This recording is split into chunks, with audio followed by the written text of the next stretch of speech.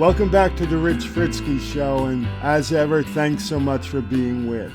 I had planned on going in any number of different directions this week, but in the end opted to go, in fact, had to go, could not help but go to the fire aflame in the land we love, to a president who has gone rogue and whose ego alone drives all decision-making.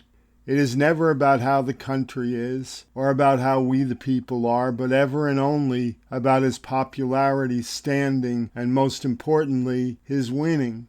I'm sorry if you don't see this, and if not, I but beg you to go deeper. Sadly, the cover story of the most recent issue of Der Spiegel, the major weekly news magazine in Germany, features an image of Donald Trump at his desk in the Oval Office with a lit match in his hand, while outside all is aflame in a roaring conflagration. The story in a land that intimately understands what it is to succumb to fascist madness asserts that America, Lincoln's once last best hope of earth and the living light of democracy, is America no more. It asserts that the light we brightly beamed for so long o'er the world to extend hope and freedom to others beams no more. My focus will be upon 5 issues. Gotta begin with those secret police. Constitutionally, the policing power is the province of state and local government. But with the madness of Trump's and Barr's invasion of Portland, Oregon, via unidentified thugs in riot gear, my country freely assaulted American citizens and illegally arrested and detained the same without any due process whatsoever. They say it was to put down riots and to protect federal property, but we know, you know, my children know, even the flies on the damn wall know, that it was ultimately about 2 things and 2 things only. First, Trump looking all badass as your tough law and order president who will suffer no protest. And also his only official response, and a clearly and palpably racist one, to Black Lives Matter and the overwhelming majority of Americans who support their cry for justice. If you doubt this, if you believe it's about putting down rioters and looters, then why assault walls of mothers and walls of veterans and walls of Portland officialdom, including the city's mayor? Through this, Trump became our first openly fascist president, for he openly violated the most sacred principles of our democracy. So damn their concerns about the presidential race, for if Republicans in the Senate and Congress do not join their Democratic counterparts in condemning this, no matter any immediate standing down and withdrawal of these forces and release of all those illegally deterred, they must insist that it cease and desist forever. Otherwise, they will, in their own dereliction of duty, give tacit approval to what is ultimately treason. This was a betrayal of country and principle, and a vile affront to the Constitution of the United States, egregiously violating so many clauses in our Bill of Rights, from due process to freedom of speech to freedom of assembly, to the rights that are inherently via the 10th Amendment reserved to the states alone. Secondly, the still raging pandemic. Good Lord, the lack of leadership on COVID-19 is just mind-boggling. For one day last week, our president actually chose sanity, even said wear the mask, do the right thing and such. Still no national plan of attack, no leadership, no strategy, but at least the comfort of a reality respite.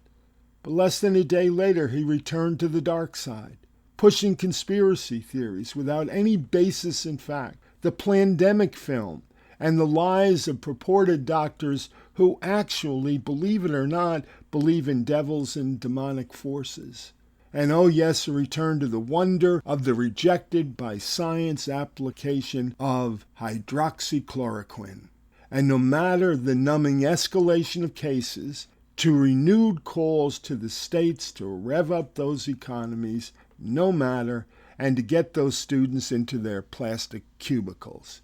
Just conjure up the image of 5-year-olds with their toys on the desk in their private prisons. An important point of information to consider: in Finland, whose educational system is always, if not the best in the world, among the very best, play and interaction and the socialization of children is the most important component in their success. Remember the old adage, all school and no play. Our president went so far as to retweet a video in which an insane doctor says you don't need masks because hydroxychloroquine, an anti-malaria drug, is the absolute cure. No, it is not. He said portions of the country are corona-free. No, it is not. Because Fauci is trusted, he retweeted a post describing Dr. Fauci as a fraud. No, he is not. The president's briefings, which have been described as misinformation masterclasses, are the theater of the absurd. And when CNN's Caitlin Collins asked him about his support for a doctor, featured in one of his many retweeted videos, who downplayed the use of masks and once suggested that the DNA of aliens is being used in medical treatments. Trump cut short the briefing and abruptly stormed off. Anderson Cooper likens him to a snake oil salesman, saying the president is promoting disproven and harmful medical treatments. What he does is unconscionable. Bottom line, the utter lack of leadership, empathy, and inspiration required of a president has left our United States struggling with one of the world's worst, poorest coronavirus responses. Great again, my friends?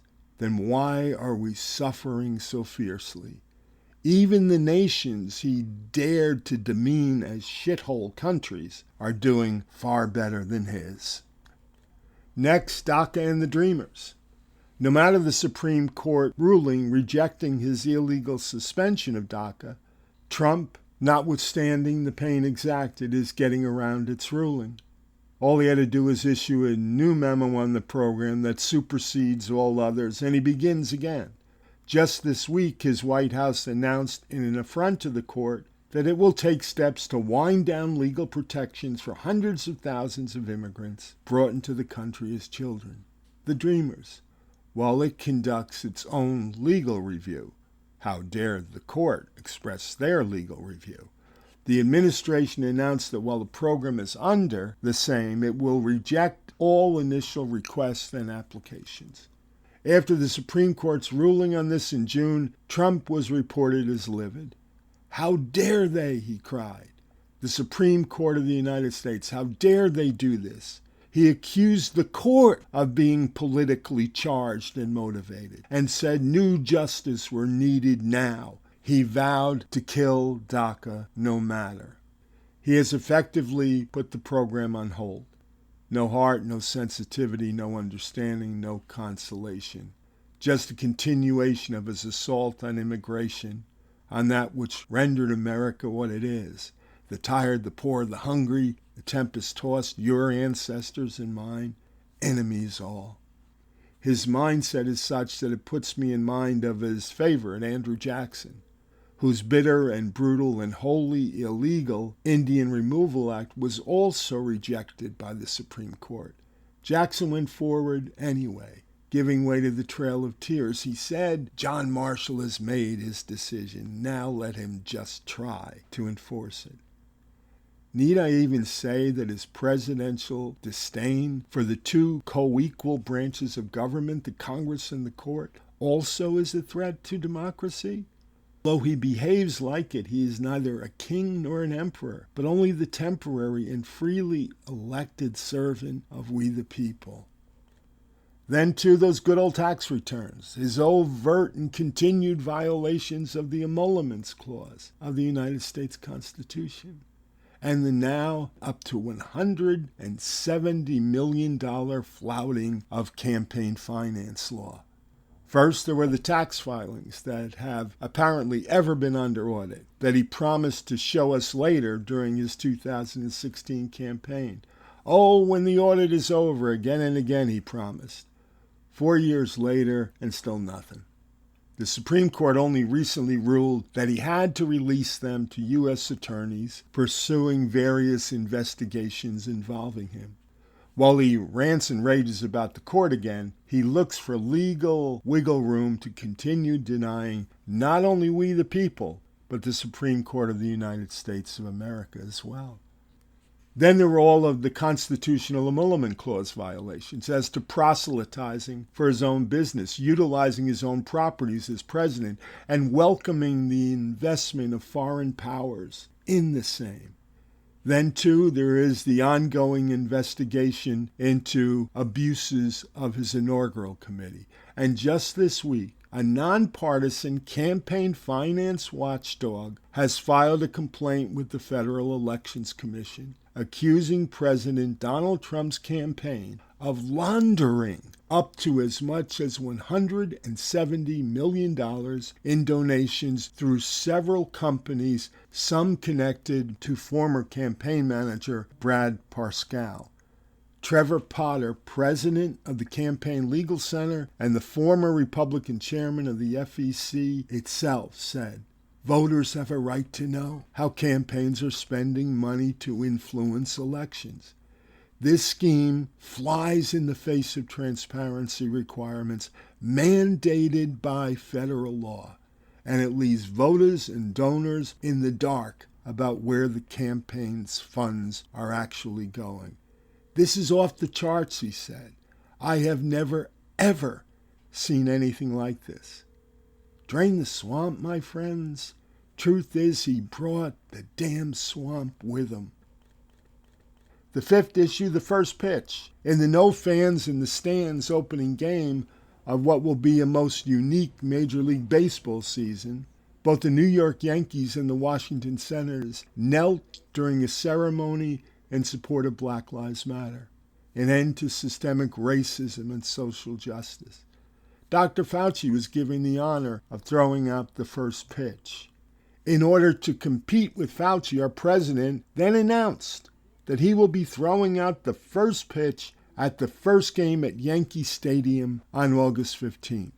So small a man is he that he believes that what he says will be valued no matter that it is a complete and utter fabrication that has to be and is now already publicly discredited. What kind of mind, what kind of ego, what kind of man does such things? The President of the United States of America does. He just tacks on one more big lie to add to the already more than 18,000 verifiable lies already told to us. Among all he disdains, truth is at the top of his list. The Yankees' first home game, by the way, is this week, not August 15th, and no such invitation was ever extended. Just a few more brief footnotes. For there was also this week his racist assault on fair housing, and an announced contention that by barring the door to affordable housing for the poor, he can elevate property values for the well-to-do. Among other crimes, he literally invites the reintroduction and anathema of racist redlining. The poor be damned. This battle was fought for and won nearly 50 years ago. And so to the madness of threatening to hold back funds for schools that don't reopen where COVID-19 is hot. Congress appropriates, not the president, and certainly not Betsy DeVos. I am so sick and tired of these idle threats. And oh yes, just yesterday, we might have to push the date of the election forward. Why? Because he's afraid of losing. But be assured he has no such power, and even Republicans push back strongly on this. Only Congress has such power, and they will not do so. And his constant cry about the fraud endemic in voting by mail is horseshit, and he knows it. But spreading fear and doubt via lying is to him an art form. There is no evidence whatsoever that supports his 74-time already bogus assertion of this same lie.